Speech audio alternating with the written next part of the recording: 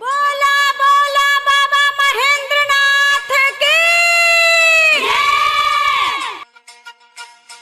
हुई न थकान नहीं रास्ता भुलाइब फ्री फायर खेलो तो हम देव घर आई।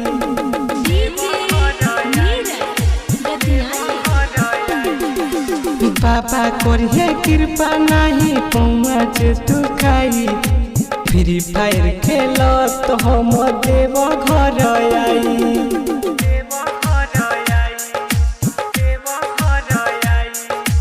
हुई न थकान नहीं रास्ता भुलाई फ्री फायर खेलो तो हम देव घर आई।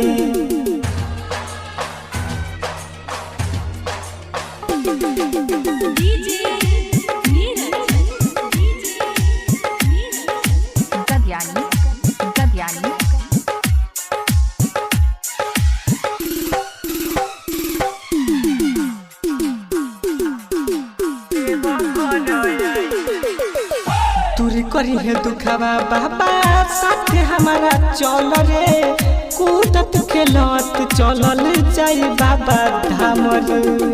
दूरी करी है दुखवा बाबा साथे हमारा चल रे कूदत खेलत चलल जाई बाबा धाम रे। एवं जन डर हो चल आगे बढ़ हो एवं जन डर हो चल आगे बढ़ हो। पापा करिए कृपा सुखवा घरे तोहरो आई फ्री फायर खेलो तो हम देव घर आई। हुई न थकान नहीं रास्ता भुलाई फ्री फायर खेलो तो हम देव घर आई। प्रेम से बोली बाबा बैजूनाथ की।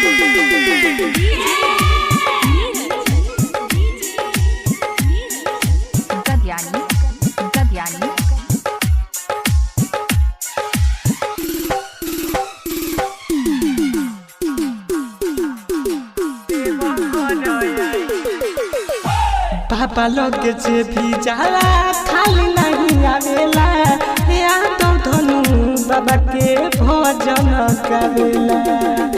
पापा लोग से भी जाला खाली नहीं आवेला या तो धनु बाबा के भजन गावेला। बाबा शिव जी के महिमा महान जाने पूरा संसार हो बाबा शिव जी के महिमा महान जाने पूरा संसार। छोटे लाल दिलीप संगे अनिल पर जाई फ्री फायर खेलो तो हम देव घर आई। हुई न थकान नहीं रास्ता भुलाई फ्री फायर खेलो तो हम देव घर आई।